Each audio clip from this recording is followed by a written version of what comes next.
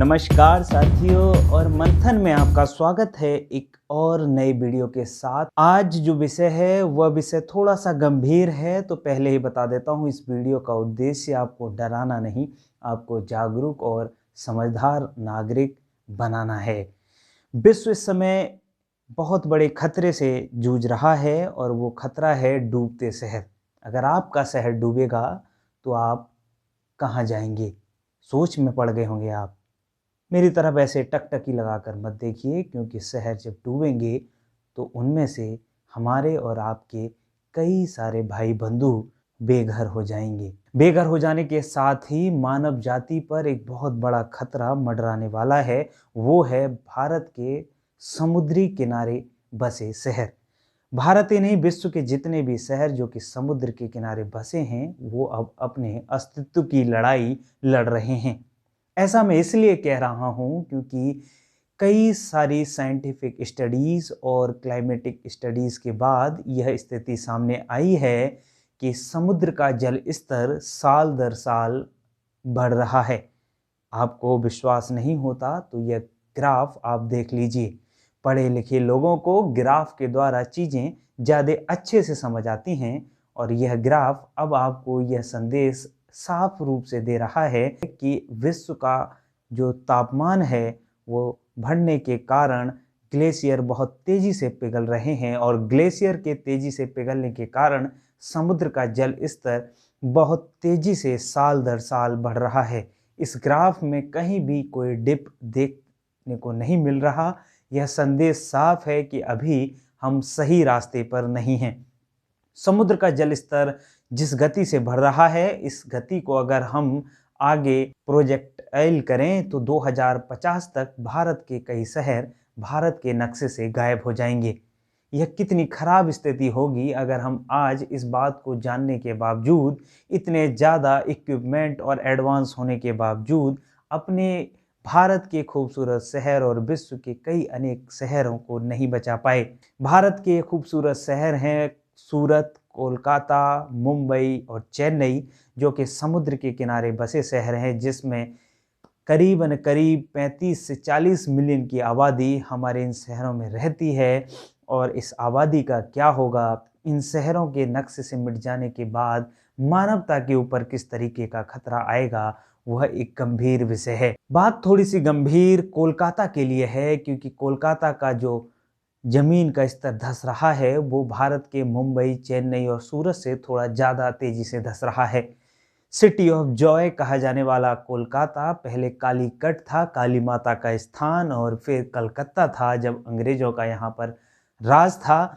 अंग्रेज़ों के जाने के बाद ये कलकत्ता कोलकाता हो गया और सिटी ऑफ जॉय के लोग अपनी मस्ती में यहाँ पर हर दिन रहते हैं।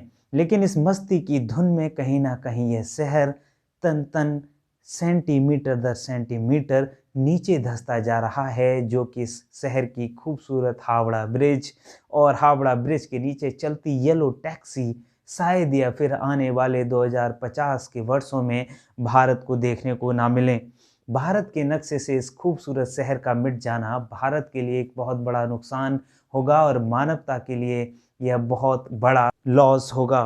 मानवता को बचाना है, इस धरती को बचाना है, तो इन संदेशों से हमें सोचना होगा, बढ़ते जल स्तर से हमें सजग होना होगा। क्लाइमेटिक चेंज इतना ज़्यादा हो रहा है कि भारत में ही अगर हम पिछले 2 वर्षों में लें तो कितने सारे तूफान, समुद्री तूफान हमारे भारत के अलग अलग हिस्सों से टकरा चुके हैं। अगर मैं 2019 की बात करूं तो सबसे पहले 13 जून 2019 को वायु तूफान, जो कि करीब 185 किलोमीटर प्रति आवर की गति से भारत के समुद्री तट पर टकराया था। इसके बाद 9 नवंबर 2019 को बाबुल बंगाल के समुद्री तट पर टकराया था, जिसकी गति 195 किलोमीटर पर आवर थी। इसके साथ ही 2 मई 2019 को फानी तूफान, जो कि भारत के समुद्री तट से टकराया, और उसके बाद 2020 में अम्फान और निसर्ग जैसे तूफानों ने भारत के समुद्री तटों पर अपना प्रकोप दिखाया। यह छोटे छोटे विकराल रूप आने वाले समय में समुद्री तटों को मिटाने के लिए काफ़ी बड़ी शक्ति रखते हैं।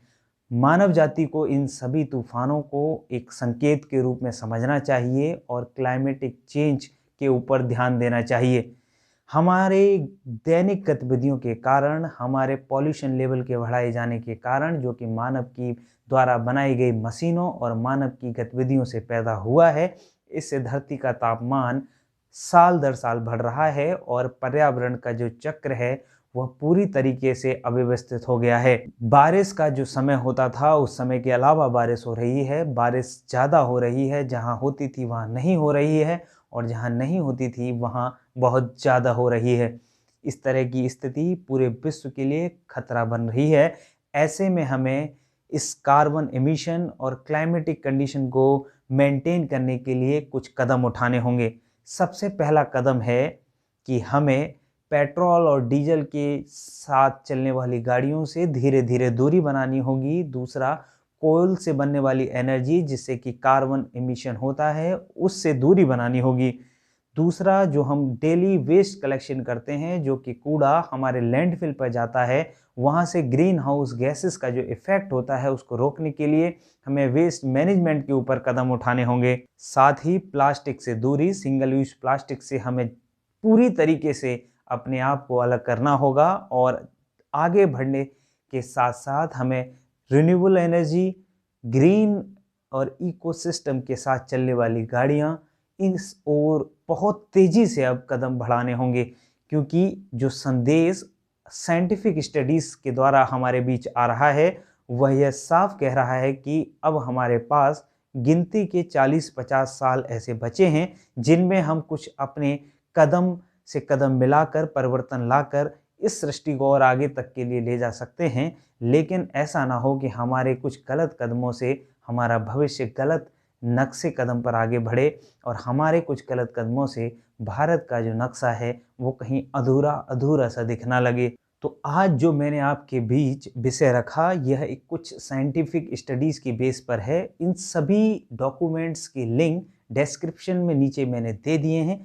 यहाँ पर सारे विषय को पूरी विस्तार से बताना थोड़ा सा मुश्किल होता है, तो आप लोगों को बस एक मैंने सांकेतिक इशारा किया है। बाकी आप लोग नीचे जाकर ये कंप्लीट रिपोर्ट्स पढ़ सकते हैं, गूगल पर आप जाकर सर्च कर सकते हैं और इस विषय की गंभीरता को समझने का प्रयास कर सकते हैं। जीवन का कोई फ्यूचर में क्या होगा यह हम में से किसी को नहीं पता, लेकिन फ्यूचर जो भी होगा वह आज लिखा जाएगा।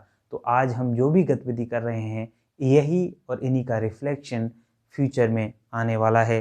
तो प्लीज़ हम और आप मिलकर कुछ परिवर्तन की ओर आगे बढ़ें। ऐसे विषय हम लोग चर्चा में लाएं ताकि मंथन हो और मंथन से समाधान अवश्य निकलता है। इसी आशा के साथ मंथन में और नए वीडियो के साथ आगे आपको मिलूँगा। आप चैनल को सब्सक्राइब करके मेरा मनोबल बढ़ा सकते हैं और इस कम्युनिटी को और बिल्ड कर सकते हैं। बाकी लोगों तक इस वीडियो को शेयर करिए और अपना एक कदम आगे बढ़ाइए। जय हिंद।